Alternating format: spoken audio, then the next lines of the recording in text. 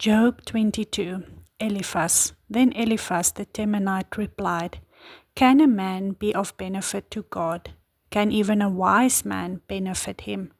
What pleasure would it give the Almighty if you were righteous? What would he gain if your ways were blameless? Is it for your piety that he rebukes you and brings charges against you? Is not your wickedness great? Are not your sins endless? You demanded security from your brothers for no reason. You stripped men of their clothing, leaving them naked. You gave no water to the weary, and you withheld food from the hungry. Though you were a powerful man, owning land, an honored man, living on it, and you sent widows away empty-handed, and broke the strength of the fatherless. That is why snares are all around you, why sudden peril terrifies you, why it is so dark you cannot see, and why a flood of water covers you. Is not God in the heights of heaven? And see how lofty are the highest stars? Yet you say, What does God know? Does he judge through such darkness?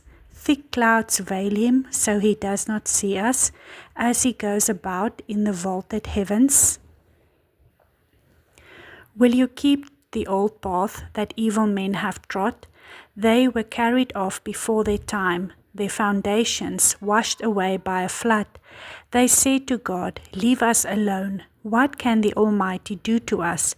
Yet it was He who filled their houses with good things, so I stand aloof from the counsel of the wicked.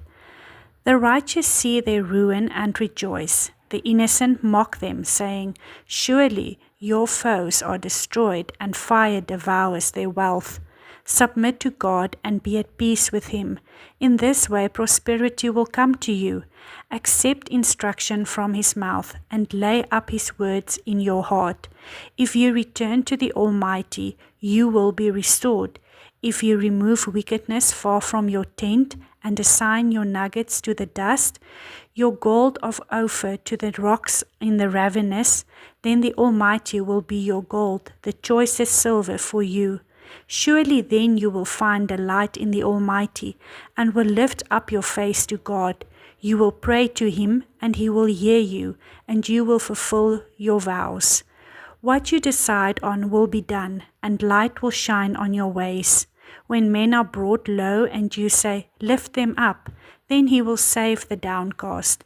He will deliver even one who is not innocent, who will be delivered through the cleanness of your hands. Job 23. Even today my complaint is bitter. His hand is heavy in spite of my groaning.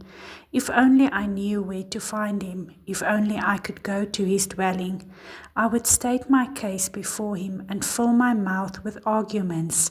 I would find out what he would answer me and consider what he would say. Would he oppose me with great power? No, he would not press charges against me. There an upright man could present his case before him, and I would be delivered forever from my judge. But if I go to the east, he is not there. If I go to the west, I do not find him. When he is at work in the north, I do not see him. When he turns to the south, I catch no glimpse of him.